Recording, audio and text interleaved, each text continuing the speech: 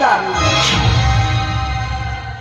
उगाच नाही रे, थोर संतांनी, विचारवंतांनी, पंडितांनी दारूच्या दुष्परिणामाचे महात्म्य अजरामर करून ठेवले, ते उगाच नाही. अरे एखाद्या आडाने, अशिक्षित गावंढळ माणसाने हे कृत्य केलं असतं तर मी समजूनही घेतलं असतं की चला याला अक्कलच नाही म्हणून असं वागलं असेल.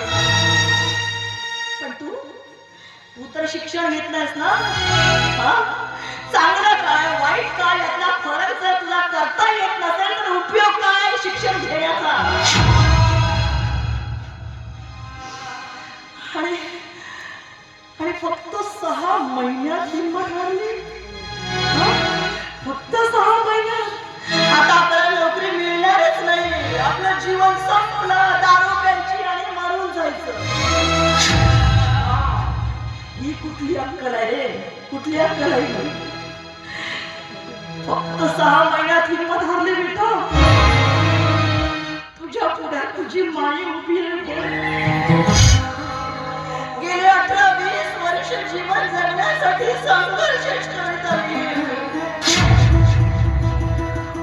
आई गेली, बाबा गेले, 2 लहान भावांचा सांभाळ कसं करायचं, त्यांचं पालन पोषण कसं करायचं, त्यांना शिकवायचं कसं, त्यांना त्यांच्या पायावर उभं कसं करायचं, एक नाही 1000 गोष्टी माझ्या पुढे उभ्या होत्या.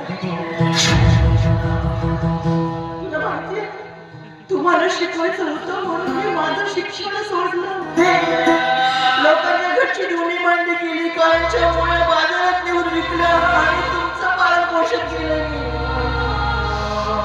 या 18-20 वर्षात जीवन जगत असताना किती घास घडगे माझ्या पायात आले, किती दगड धोंडे माझ्या पायाला लागले, किती काटे गोटे माझ्या पायात उठले, याचा कधीच विचार केला नाही. फक्त चालत राहिले, आजही चालत आहे आणि पुढेही चालतच राहील.